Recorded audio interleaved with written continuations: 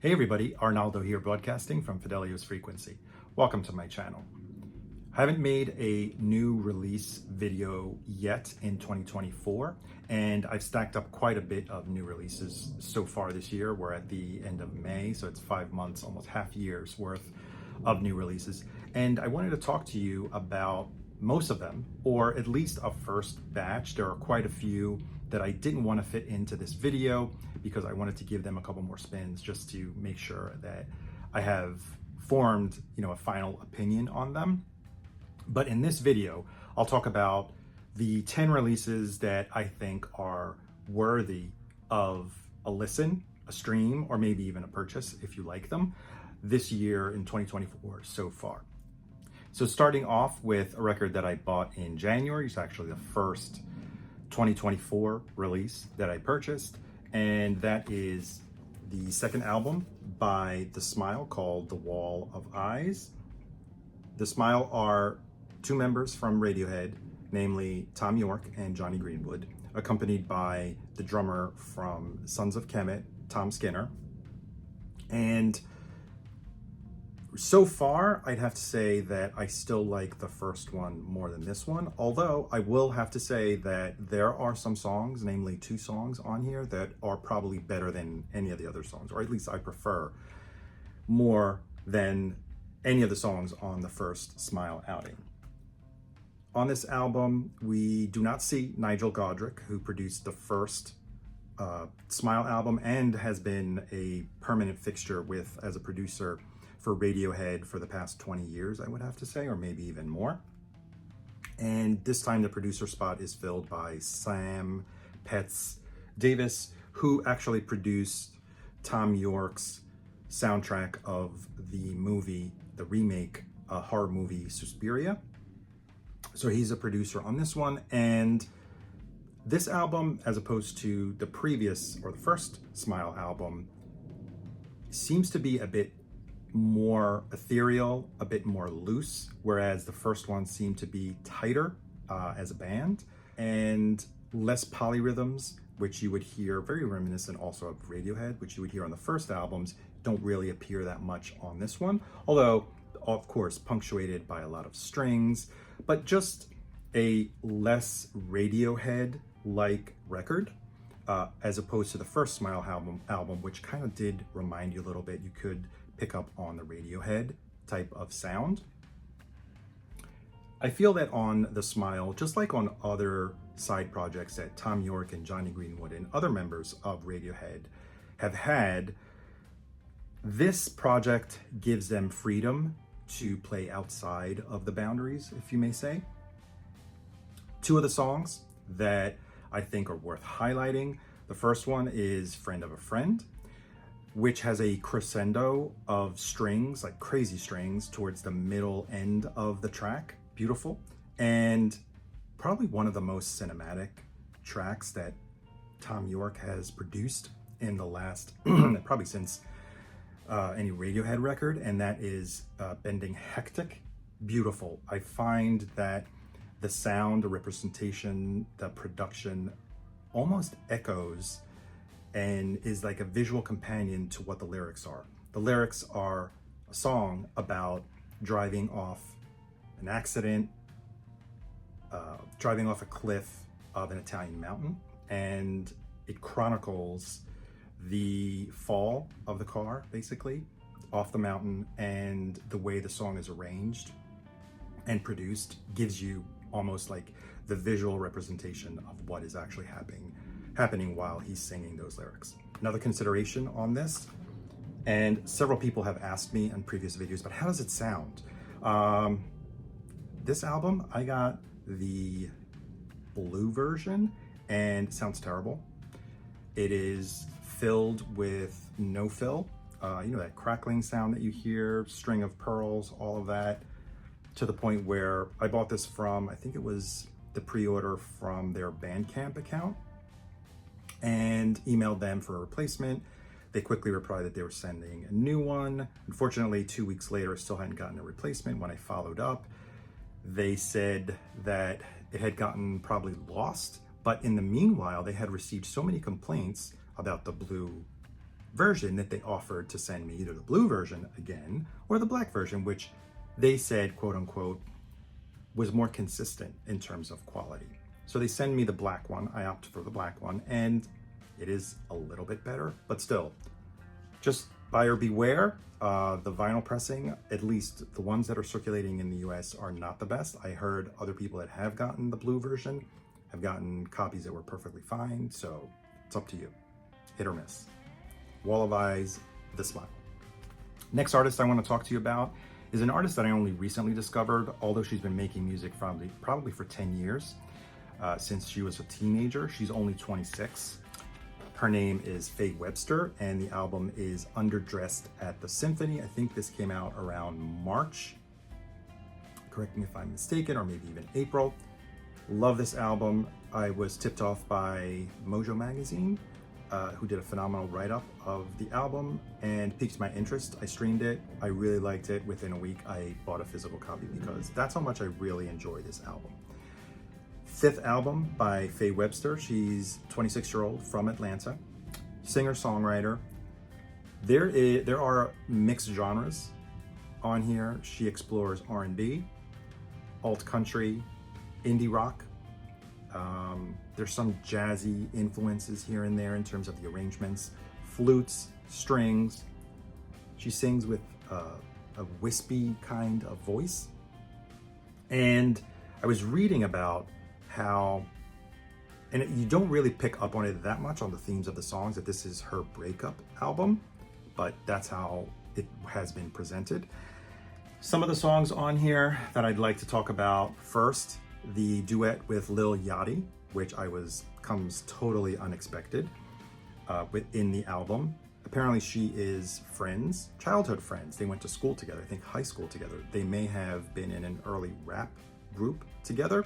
He guests on a song called Lego Ring, But Not Kiss, which is probably the only rocker. It's more of an indie rock song. And the opening track, Thinking About You, which is like a 7-minute, almost 6-minute jam, which has this last 2 minutes, this outro, in which she just sings repeatedly the same lyric, Thinking About You, but beautifully arranged with piano and other instruments that are jamming along with her.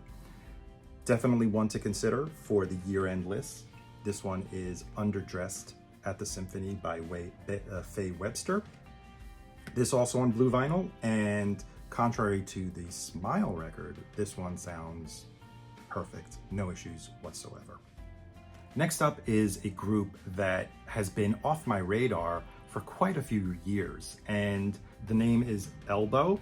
They've been around for 20 years, I want to say, and this is their 10th album called Audio Vertigo. I got the standard black version. There's also another limited edition with kind of like blue artwork, and like the colors are slightly on the blue tones, and also it's a blue light seafoam green or blue vinyl. This one sounds okay. I did notice that the first track on the second side has kind of like a click that's happening. I got a replacement copy of this one as well, and it appears at the same exact spot. So there may be slight imperfection in one of the stampers that did the run of the black. Don't know, can't advise on the blue. So like I said, this is their 10th album. And this one has quite a bit, as I mentioned before, the polyrhythms here from Radiohead and The Smile appear even more predominant on this album. Mostly almost African polyrhythms, which are handled like with more darker tones. There's one thing that is glaring. I used to notice it quite a bit on the first couple of albums by Elbow, the resemblance of the singer's voice to Peter Gabriel. It is uncanny. Some of the songs on here, two that I would love to highlight: the opening track, Things I've Been Telling Myself for Years, the chronicling of a knife fight in Istanbul, and it's called, as a matter of fact, Knife Fight. And overall, wonderful album. Give it a spin, give it a stream. It's Elbow in I think it was 2014 on their album from 2014, probably have written one of the most touching songs about New York, and it's called New York Morning. Go back to that album, forgot the name of that album, but it's their 2014 album. Listen to that song, New York Morning, if anything, and spin this one as well, called Audio Vertigo by Elbow. As you probably know, I did a long record store day video highlighting a bunch of releases. One that I did not highlight because I didn't have it at the time, I ended up purchasing on the day of record store day, is probably one of my favorite releases from this last record store day. And it is a tribute to Lou Reed. Light in the Attic put this one out, and on record store day, the version that came out is this one that has like this foil finish on the album cover. And also the vinyl is also colored. Light in the Attic also put out, and I believe it's readily available, the black version, which I believe does not have the foil cover. That was intended only for record store day. And this is a beautiful tribute. They're all covers. They're newly recorded covers by some of like outstanding artists. The opening song is I'm Waiting for the Man by Keith Richards. Phenomenal version in my opinion. Rufus Wainwright does a very touching, of course, version of Perfect Day. Walk on the Wild Side, done by Ricky Lee Jones, is amazing. Joan Jett does I'm So Free, and the Afghan Wigs do I Love You, Suzanne. So I really like this album. I thought all of the covers are outstanding. Definitely worth a listen in my opinion, and it's called The Power of the Heart, tribute to Lou Reed. By the way, it sounds great. Colored vinyl sometimes, especially the metallic covered, is hit or miss. This one, solid release. Thank you, Light in the Attic. No, they did not give it to me for free. I paid for it. Another new album that came out on Record Store Day, actually the day before, I think it was the 19th of April, which I picked up on Record Store Day because they also were releasing a special variant on that day, and I'm talking about Pearl Jam and their new album, Dark Matter. I think it's a very solid release. I think I like it. I loved Gigaton. I really like this one. I need to give it a couple more spins. I may even like it more than Gigaton. It came out on a special, like I said, a special variant. Sounds great. No issues in terms of quality of the pressing. Came out on the variant, which is like this gold marbled vinyl. Here comes my rant about this album. Nothing wrong, love the music, nothing wrong there, nothing wrong with the pressing. The production and the mixing, maybe mastering also, of this album sounds so compressed. And I don't want to say it's the other instruments, all the other instruments sound compressed. It's the drums that are almost non-existent at points of the mix. Andrew Watt, fashionable producer of the moment. He also produced the last Rolling Stones record, and I didn't notice it that much on that record, but the way he mics the drums, the way he mixed the drums, the sound of the drums on this record is kind of sad for a rock, energetic group and record like this one. If you like that kind of sound, which seems to be the trend nowadays on rock records, they're all very compressed and they have that almost squashed production or sound, then go for it. Nothing wrong with the music, but buyer beware. I don't like how the drums sound on this one, so I think you've heard it from other people, and I'll probably get some bad feedback on here. Another album that was a very pleasant surprise for me on day of release when I decided to stream it. I wasn't expecting much because the last couple of albums for me, for this group, sounded a little bit more of the same. They weren't adding much. Of course, solid musicianship, pretty good songs, but more of the same, especially when it comes to like their production. They have a very specific sound, and it I don't want to say it gets repetitive, but it is what it is. talking about the Black Keys. And their new album, Ohio Players, actually was a very nice surprise for me because I was not expecting such a good album from them based on the 2022 album Dropout Boogie and the one before that, which really didn't do it for me. But Patrick Carney, I think, and Dan Auerbach really pulled out all the stops on this one. Notable friends that helped out quite a bit are Beck, who not only plays on every track of this album, he co-writes almost every track on this album, and Noel Gallagher, who actually plays and co-writes 3 of the songs. This album, from start to finish for me, is solid in terms of songwriting, in terms of production, in terms of musicianship. It is really a good album. And first, yeah, I think everyone knows what the Black Keys sound like. Garage rock infused with blues, very retro. There's some modern touches here and there, some R&B as well. As a matter of fact, Don't Let Me Go, one of the tracks, almost sounds like a Motown song. Beautiful People is almost anthemic, and it's very groovy. I'm using that 70s because we're still talking about retro kind of sound with horns.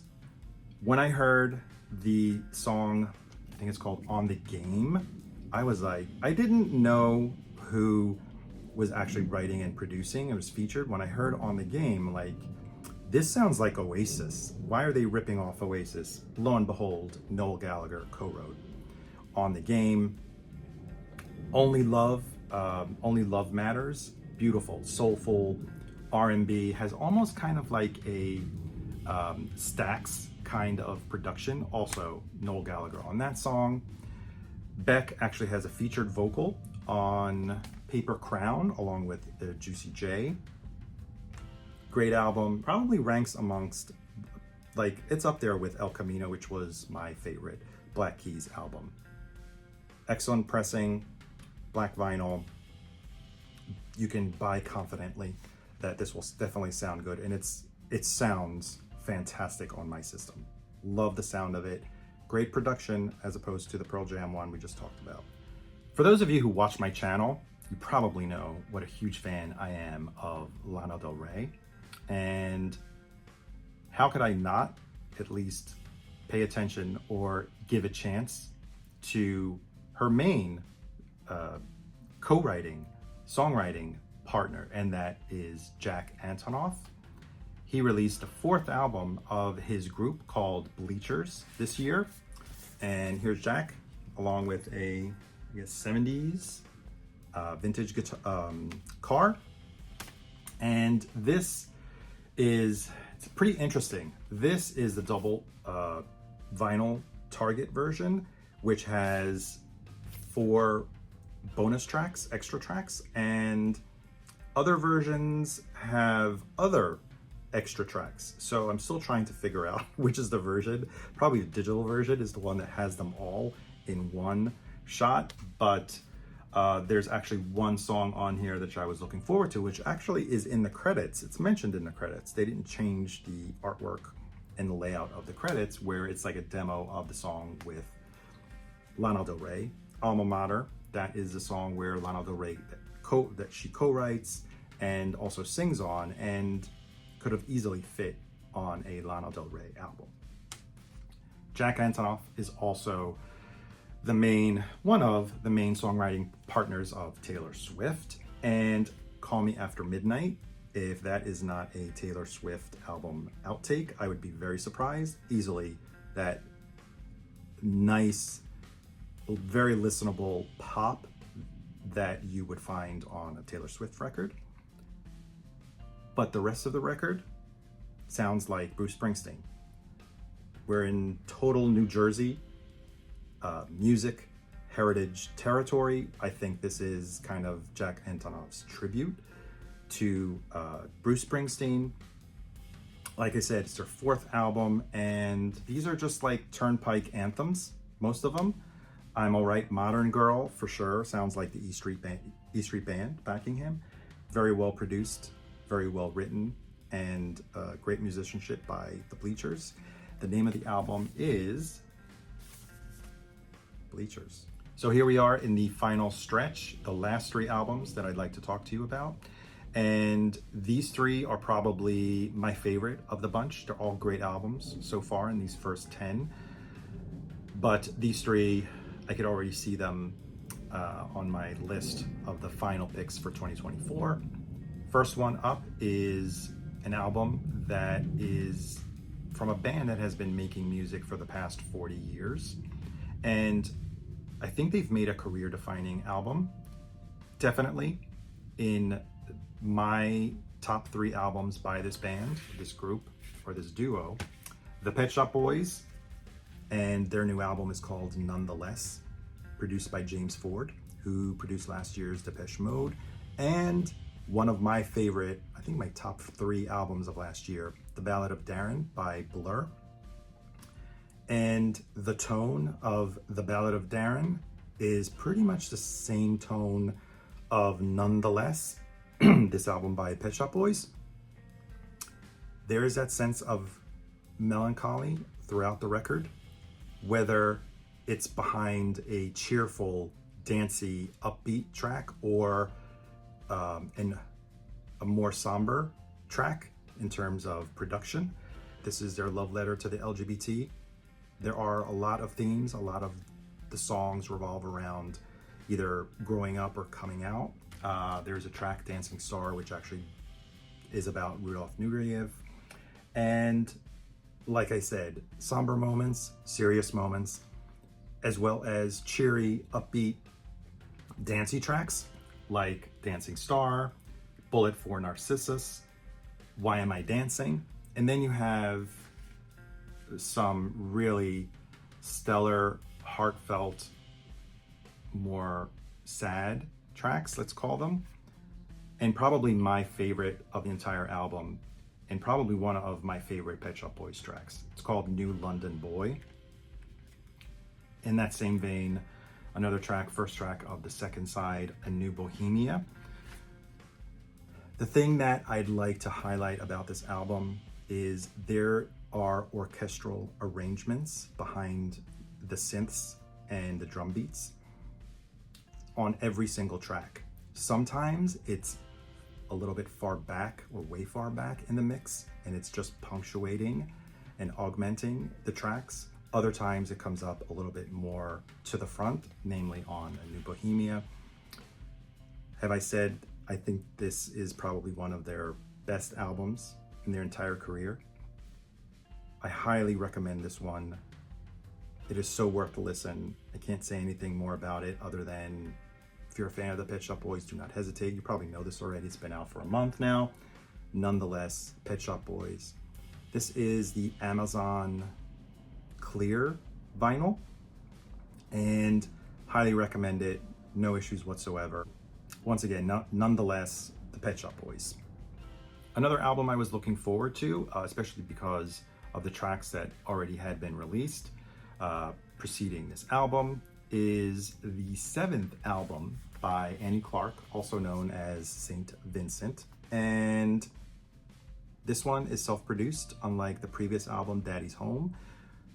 Produced by Jack Antonoff, if I'm not mistaken. Same guy we talked about just earlier in the Bleachers. Again, another album that has different vibes, different mixed genres, I want to say. We have funk in here. We have noise rock, loungy tune. I think the loungy tune is called Sweetest Punch or Sweetest Fruit. Electronica, a little bit of chamber pop. It's all mixed in together. Beautifully executed, beautifully produced. She's killer on guitar. I've seen her live open for Roxy Music. Dave Grohl plays on a few tracks. Kate LeBon actually is on the title track. I think backing chorus or something called We're All Born Screaming. But the 2 songs that I want to talk to you about. First one is Violent Times. The brass arrangement sounds like a track that would be like a James Bond theme. So picture that kind of very cinematic, impactful brass arrangement. And then a tribute. I think I haven't read anything about it, but to me seems like a flat out tribute to David Bowie on The Power's Out. Not only does the drum track sound like 5 Years, it has the same beat, the same rhythm as 5 Years, but the lyrics are chronicling some kind of catastrophe or some kind of end of the world, and fittingly so, it's called The Power's Out. But another stellar album by St. Vincent called We're All Born Screaming, highly recommended. I think I got the black version. Sometimes it's good to go with the safe black version. Sometimes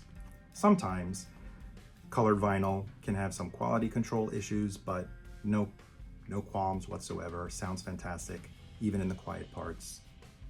St. Vincent. And now the final album of this batch of new releases for 2024 is an album that actually, a group that only came on my radar last year, and that was already their 4th album, I think it was. And I think it's called Everything is Everything. First album on the label Captured Tracks. They were previously on 4AD. Did not know of them until last year. This year, only a year later, another album by the band called The Lemon Twigs, and another solid album. Don't have last year's, never got around to purchasing that one either, but I loved streaming it. This one, I could not resist how good it is. And like I said, this is their 5th album. 2 brothers from Long Island, young, Brian and Michael Daddario. They are multi-instrumentalists. They play all the instruments virtually. Almost everything on the album is played by them. They do all the vocals, lead vocals, backing vocals, harmonies, everything. They're like little musical geniuses.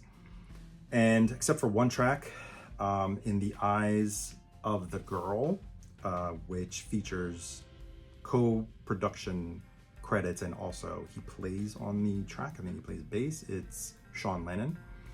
And we'll talk about that in a minute, because it's very fitting that Sean Lennon is actually on a song that reminds me of the Beach Boys. But 60s and 70s influences abound on this album, which is called A Dream Is All We Know. Beach Boys, Beatles, Byrds, a little bit of the Byrds, power pop, reminiscent of Big Star, and Paul McCartney circa Wings era. Actually, the song A Dream Is All I Know just screams Paul McCartney circa Wings. In the Eyes of the Girl, like I said, sounds like the Beach Boys. I mean, you get the picture. Very retro, looking at the album cover, and here they are in the back as well. Another album that I highly recommend, another album probably that is going to be in my top list for 2024. Love this album. If you like power pop, if you like retro 60s, 70s, Beach Boys, Beatles, all that stuff, I'm sure you'll like this. Beautiful harmonies. I mean, these guys, I do know that brothers, siblings, have a genetic advantage when doing harmonies. Look at the Beach Boys, look at the Bee Gees, and I think it's kind of confirmed also with the Daddario brothers. So that kind of wraps it up for my first video of new releases in 2024. I hope there weren't too many thrown at you all at once in one video, but I had a lot of catching up to do. Let me know your thoughts about these albums, if you've picked them up, if you enjoy them as much as me, or even if you don't like them, or you just disagree with what I said about these albums. Give me a like, a thumbs up if you do, or even a thumbs down. I'm not afraid for negative criticism. And more importantly, thank you to everyone who is currently subscribing to the channel. And if you haven't subscribed and you like what you see, click that little subscribe button or the notification bell. Helps the channel quite a bit, helps the channel grow and reach different audiences and new audiences. That's the YouTube algorithm talking, not me. But Thank you so much for watching. I hope to get to another video within the next couple of days. You may get two, but until then, thank you very much for watching, and I will see you on the next one. Bye.